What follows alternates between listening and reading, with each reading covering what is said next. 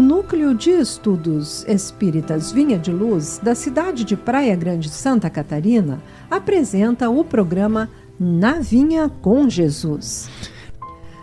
Nesta primeira obra escolhida, abordaremos o livro Vinha de Luz, psicografado por Francisco Cândido Xavier pelo Espírito Emmanuel.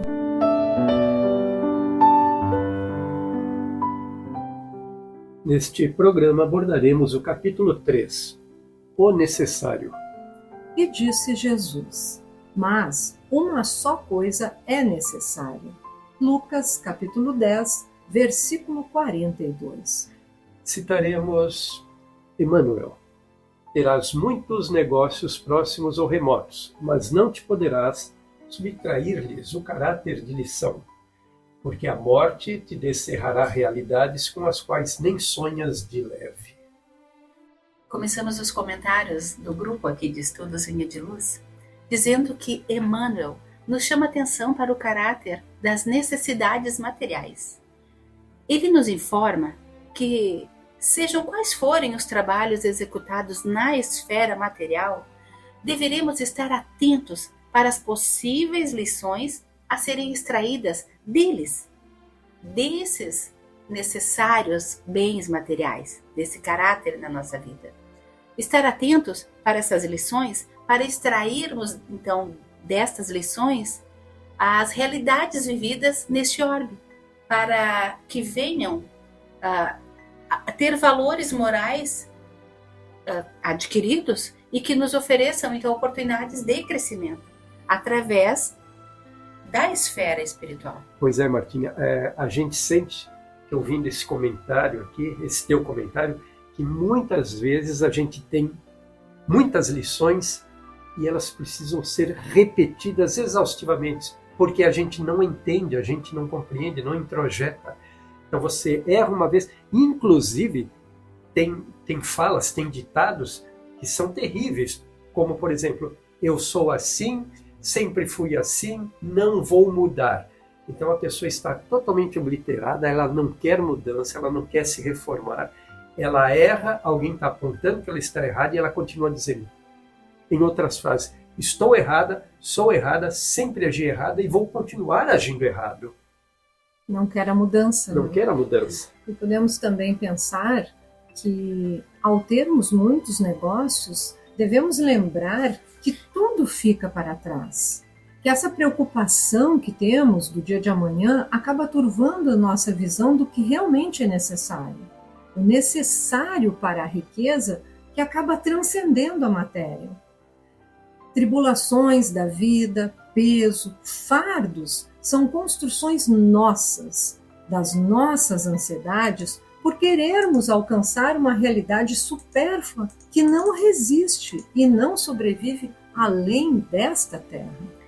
Sim, meus amigos, seria tão importante se nós não esquecêssemos ser a vida encarnada um presente recebido de Deus.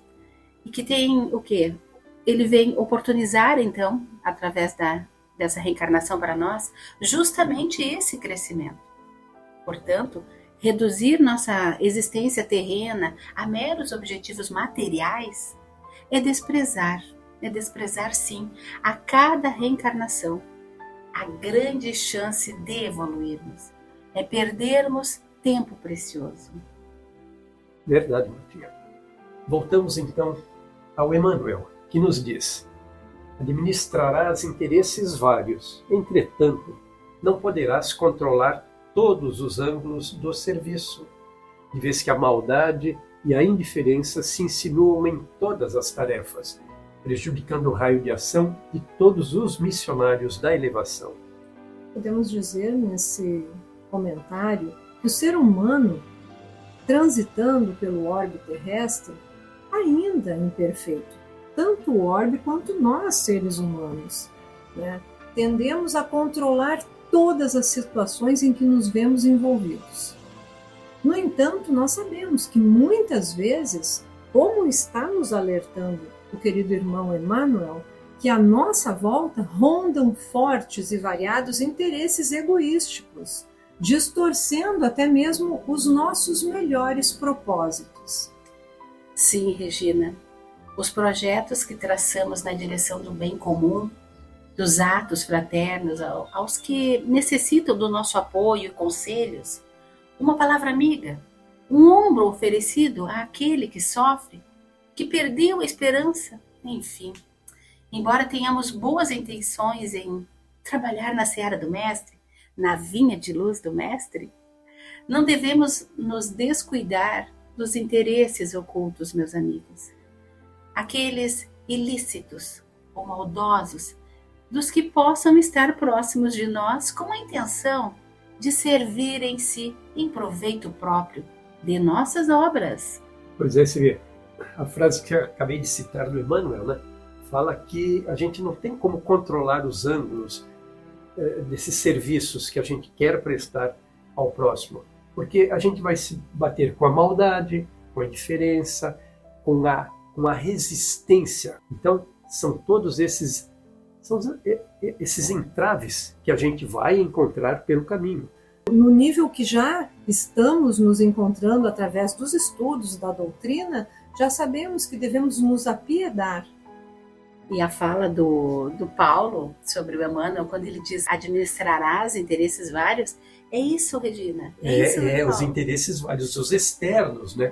Que se opõem àquilo que a gente quer levar ao próximo, não é isso? Nós temos então esse rumo traçado e precisamos seguir. E nós temos que lutar para não nos afastarmos dele, porque as circunstâncias que se opõem aos nossos propósitos são muitas. Então, nós vamos caminhando por essa estrada, nesta seara. Sabemos muito bem que há muitas pedras, mas nós temos que identificar essas pedras, esses entraves, a fim de podermos ir nos aproximando do destino pretendido, ou seja, da meta daquele nosso objetivo. Que o outro não é o de implantarmos em nós mesmos, inicialmente, essa semente do amor, da compreensão, da caridade, e depois transferirmos tudo isso que houvermos conquistado em nós para o nosso próximo. E também termos o cuidado de nos conectarmos sempre com o bem, não só através da prece, mas também pelas nossas boas atitudes para conosco e para com o próximo. E certamente esses cuidados e essa conexão com o bem vão nos fortalecer, nos mantendo no rumo certo. Então, meus amigos, todo aquele que compreende e internaliza em si os ensinamentos do Mestre, levando-os aos seus irmãos, são, como diz Emmanuel, um missionário da elevação. Portanto, não só edifica em si próprio a reforma íntima, como também a transforma em exemplo que deve ser transmitido a quantos cruzarem o seu caminho. Exatamente, Martinha. Essa reforma íntima, esta, digamos assim, espiritualidade a qual nós temos que nos voltar, é justamente a que vai impedir o que eu vou citar agora, ainda do Emmanuel. Amealharás enorme fortuna, todavia ignorarás por muitos anos a que região da vida te conduzirá o dinheiro. Agora, comentário nossos, né? A que região da vida material. Porque se nós não tivermos esta têmpera, essa construção interna, realmente a gente não sabe para qual lado, né, a vida nos conduzirá. Estaremos ao sabor das circunstâncias. A maré vai para cá, nos leva, vai para lá, nos arrasta. Sem o controle devido, não é isso? E Emmanuel nos alerta sobre a ânsia desmedida em buscarmos, então, como você está dizendo, Paulo, essa fortuna material, sem sabermos até onde ela poderá nos levar. Já entendemos que as coisas materiais, por perecíveis e finitas que sejam, não nos levarão além dos limites do corpo e da vida terrena. Elas são, pois, limitadas. Pois é, assim sendo, Regina, nós não devemos esperar muito delas, ou esperar somente os resultados que se encerram com a nossa própria vida, nossa vida finita, existencial, física, não vai além disso. Podemos carregar o produto desses esforços materiais até o limite como diz a Martinha, gosta de estar entre os dois mundos, o mundo de cá e o mundo de lá. Não passaremos com essa mochila cheia de fortunas, não passaremos para o lado espiritual. E aí se encerra todo o esforço, todo o trabalho. Então, será que é só isso? A missão é só essa? Terá sido só essa? Chegando então às portas do céu, vamos ter que descarregar toda essa mochila, todos esses ganhos pessoais, terrenos, para então, só aí então, cruzarmos o portal que separa esses dois mundos. Paulo, embora o Pai nos tenha dado inúmeros talentos para progredirmos na vida terrena, para nela conquistarmos crescimentos materiais, morais e espirituais, haverá um momento em que precisaremos nos deparar com o verdadeiro sentido da vida. Entendendo, então, que a fortuna deva ser interpretada como sendo apenas um veículo promotor de certas ações nossas, a serem usadas tanto para o bem como para o mal. Então, quando nós falamos que esse veículo está à nossa disposição para certas ações, lembrando que quando falamos do bem e do mal, nós temos o livre-arbítrio, meus amigos. Assim, observada a fortuna, será um instrumento que dela fizermos as suas obras. Nos serão acreditadas como tesouro ou misérias espirituais, que construímos ao longo da existência terrena, tendo por termômetro, meus amigos, o quanto pudermos construir e distribuir amorosamente, pela nossa boa vontade, não sendo retirado de nós pela força. Esta mochila, acabei te interrompendo, mas você me fez pensar que essa mochila que nós carregamos até chegar ao portal dos céus, se ela estiver plena dessas boas ações, nós as levaremos. Mas não as fortunas materiais, mas tão somente essas aqui que você acaba de falar, né? Essas que durante a nossa existência terrena nós tivermos construído em direção ao bem, em ajuda, em fraternidade, em caridade ao próximo. A doutrina espírita oferece uma grande oportunidade de reflexão sobre a nossa vida terrena como encarnados. Mostra os valores que são necessários para se viver bem, tanto no plano físico quanto no plano espiritual. Então, o chamamento de viver bem na Terra é uma alegria para todos nós, estarmos aqui e vivermos bem. Mas a importância de não dedicarmos todo o nosso tempo e a nossa vida, essa produção de energia, de pensamento, somente na construção e no acúmulo do bem material que ficará ao longo da caminhada. Aí, ou ficará porque nós gastamos, porque nós desperdiçamos ou porque alguém veio e retirou. Então, quando o Evangelho diz que nós temos que tomar o cuidado e observarmos o que a traça não corrói, o que é ferrugem, o que o ladrão não leva, é isso.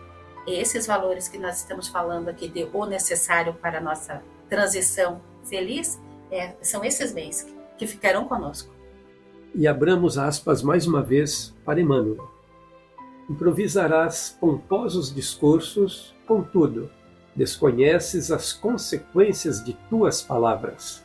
Sabemos, amigos, através de tantos estudos aqui da doutrina espírita, e principalmente do Evangelho do nosso amado Mestre Jesus, que nossas palavras são poderosas e que somos, sim, responsáveis por tudo aquilo que espalhamos.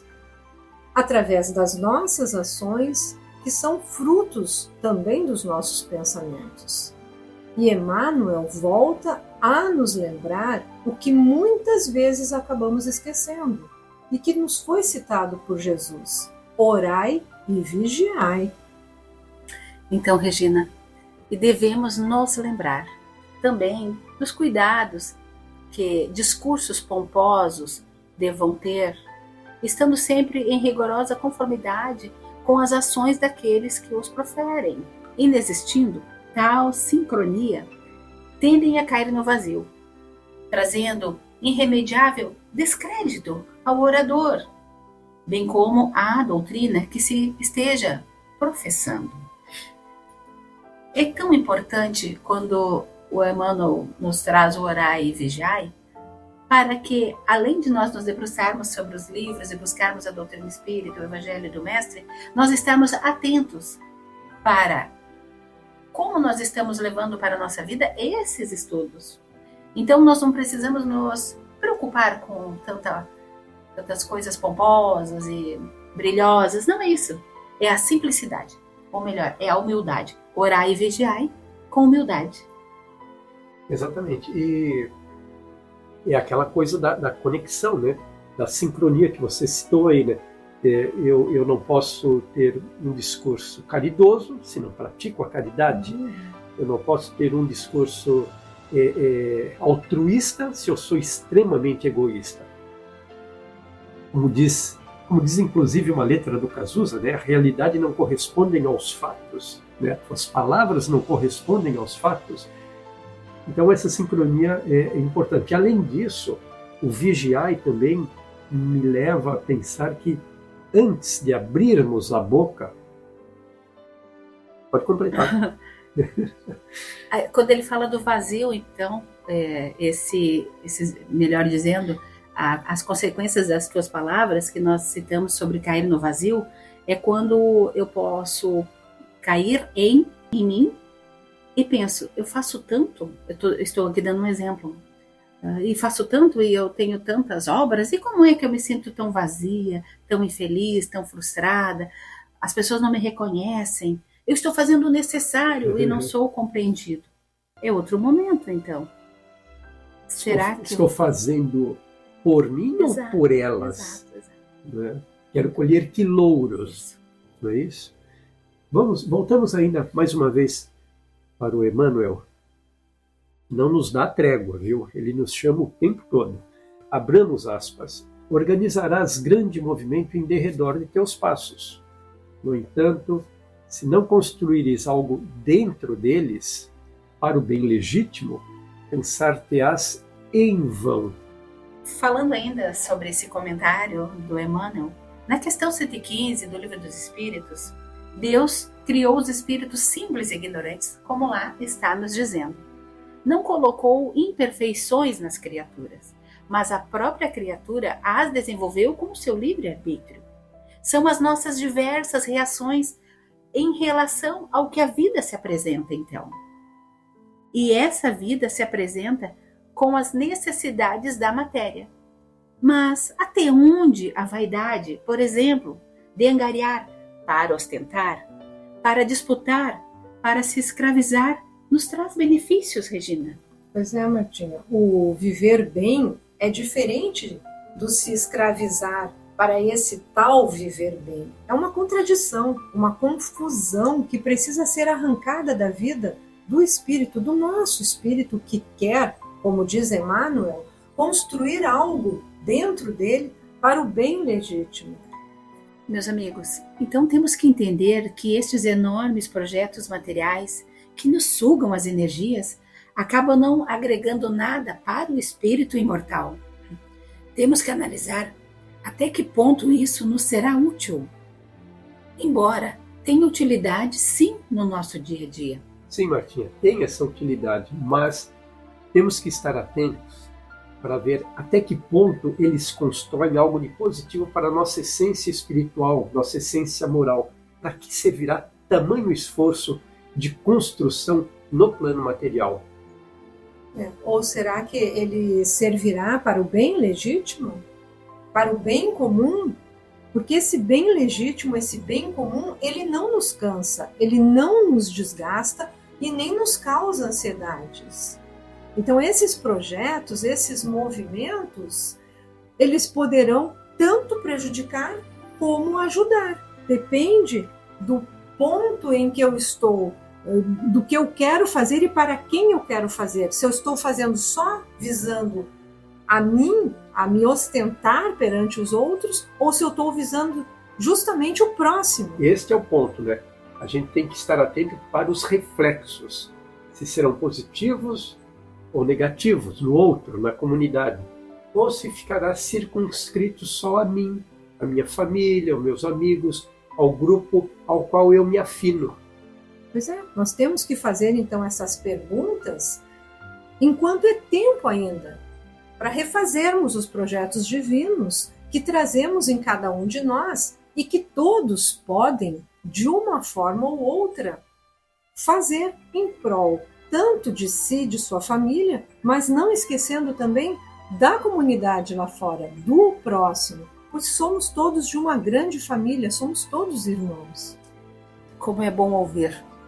Acalenta os corações e oferece um norte para todos aqueles que querem acertar. E diante de percalços inevitáveis das nossas vidas, se desestimulam, outros reclamam, há os que enfatizam os erros e mesmo os que cruzam os braços, negando-se a continuar o trabalho. Um certo complexo, né? Por isso que nesses momentos, então, Paulo, apresentam-se os riscos de todo o grupo cair. No desânimo, a obra estender-se indefinidamente ou naufragar. Por quê? Porque eu acabei parando e olhando para a minha vida e o que era necessário para o meu dia. E aí o grupo desanima, né? Porque o grupo ele tem que andar unido, ele tem que andar junto no propósito. Aonde um desanimar, ele pode contaminar o ânimo do grupo inteiro. Estamos falando de afinidades de propósitos, de metas, de projetos, isso. Além disso, meus amigos, me ocorre também que, mesmo tendo todos esses projetos bonitos e sabemos o que é necessário, nós viemos aí com a nossa bagagem. E dentro dessa bagagem nós temos lutas íntimas, das quais muitas vezes interfere. Nós sabemos que interfere. Então, quando o Emmanuel também diz orai e vigiai, que se trouxe a citação do mestre, é isso aí. Eu quero continuar construindo algo bom e nobre, eu quero ser um semeador do mestre, mas eu também tenho as minhas lutas. Então, é quando eu busco o evangelho, é quando eu busco o mestre para me dar força, me dar coragem, ampliar os meus pensamentos e discernir as minhas ideias para o bem. As obras sempre serão edificadas quando nós estivermos plenamente conscientes, mentalizando, desejando, trabalhando, solidificando dentro de nós, então, com o ardor da fé, com a certeza de que devam ser concluídas, porque nos fala a nossa consciência, isso tem que ser feito, este é o caminho. Nós temos, como a Martinha falou, nós trazemos também essas características, esses caracteres de outras existências, né? Então, muitas vezes a gente está muito bem intencionado, mas a gente não tem capacidade, não estamos capacitados para exercer o bem. É aí que entra, então, essa conexão com Jesus e a espiritualidade, que certamente evitará que a gente caia em novas vacilações e desânimos, pois sempre poderá haver vibrações negativas à volta, sugerindo-nos a desistência. E embora a apatia possa eventualmente se apresentar, precisamos estar nutridos de muita boa vontade para que aos primeiros sinais de dificuldades não abandonemos nossas intenções. Então, a gente vê que essas dificuldades tanto podem estar por uma tendência de nós nos negarmos a fazer esta reforma, mas pode também estar ligadas à nossa incapacidade de as fazermos, né? Então, o bom roteiro é que justamente vai nos despertar para essas incapacidades, vai nos mostrar, poxa, realmente aqui eu tenho que me modificar, aqui eu tenho que evoluir, eu tenho que dar este passo. Do contrário, realmente, a ociosidade, a paralisia toma conta e os projetos não se constroem. Pois é, e quem trabalha na vinha do mestre já sabe que muitos são os chamados, mas poucos são os apóstolos que persistem na caminhada, devido às atribulações, às aflições, não só que certos trabalhos nos impõem, mas também como você citou, Paulo, e como a Martinha também citou aqui, sobre nós, nossa vida, nosso projeto e tudo aquilo que a gente traz também de outras encarnações. Pois é, o Espiritismo nos impõe essa reforma íntima e, assim sendo, O Espiritismo é para os fortes. É para aqueles que querem trabalhar na vinha do mestre, os fortes se modificando. Neste sentido, de ter a vontade e ter a persistência. Porque a cada passo, todos os dias, a cada passo, a gente sente um pequeno tropeço. Não é isso? Mas não desistamos. Não desistamos. Não percamos a fé e sigamos em frente. Isso. E falando em não desistamos, então voltamos a falar, citar Emmanuel, que nos diz: experimentarás muitas dores, mas se não permaneceres vigilante no aproveitamento da luta, teus dissabores correrão inúteis. Estudantes que somos da doutrina espírita, aprendemos que as dores no plano terreno são inevitáveis, mas também muito necessárias. Entre as que nos afligem, temos as que vêm para nos burilar o nosso espírito aqui encarnado. E desencarnado também, meus amigos, porque o trabalho e a construção acontecem em ambos os planos. Outras para quitarmos dívidas. Temos que estar conscientes, existem dívidas. Se nós estivermos conscientes de que as dores são benditas, que podem ser o pagamento então dessas nossas dívidas, nós teremos maiores chances de sairmos dessa encarnação mais fortalecidos e melhorados do que quando aqui chegamos. E citamos mais uma vez Emmanuel: exaltarás o direito com o verbo indignado e ardoroso. Todavia, é provável não esteja senão estimulando a indisciplina e a ociosidade de muitos. Que entendamos a mensagem do Mestre e saibamos que nos bastaria ser mansos e pacíficos, estimulando em nós e também nos outros, no nosso próximo, o bem espiritual. O verbo indignado, embora seja justo e deva ser expresso para que as injustiças não prosperem, deve ser usado com muito cuidado. O cuidado de não suscitar revoltas e indisciplinas onde for proferido. Mal utilizado este verbo indignado pode causar desesperação, desequilíbrios e até mesmo comportamentos agressivos. Ou ainda, também pode levar à apatia, dando a entender que diante das fatalidades não há como reagir. E então vem a inércia, a ociosidade, que vai acabar por dominar o ânimo geral. É sempre o problema do vigiai as palavras. Se elas forem muito fortes, contundentes ou agressivas, elas podem receber do lado de lá a mesma reação agressiva. Ou, se forem muito dominadoras, pode causar ao outro aquela sensação de total apatia e de incapacidade.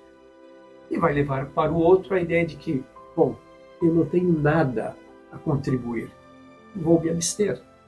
Então, a colocação das palavras é realmente importantíssimo, não é, Martinha? Nós ganhamos ou perdemos uma pessoa, de acordo com o nosso tom, com a nossa expressão. Então, o Cristo quer que nós tenhamos firmeza sem sermos rudes e lembrando sempre que é o amor, e que ele vibra na nossa voz, vibra no nosso pensamento.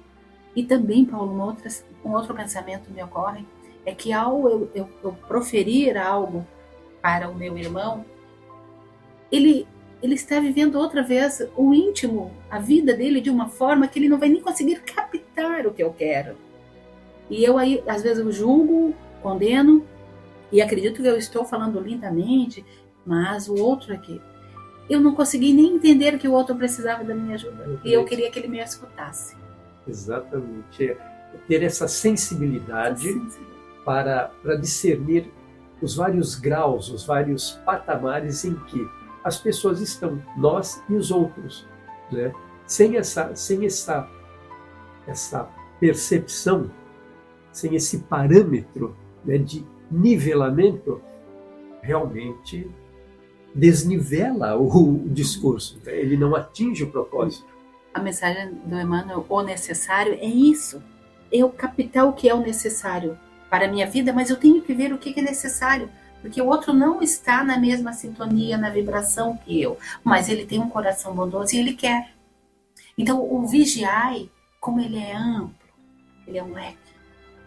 E nós, então, temos que lembrar das falas sempre de Emmanuel. Esse vigiai amplo, né?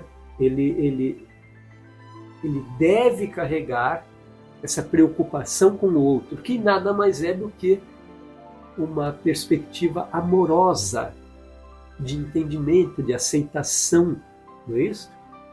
Não deixa de ser também uma caridade neste sentido. Voltamos então ao Emmanuel, que nos diz: uma só coisa é necessária, dizendo sobre as palavras de Jesus quando dava uma lição a Marta, operadora dedicada e ativa.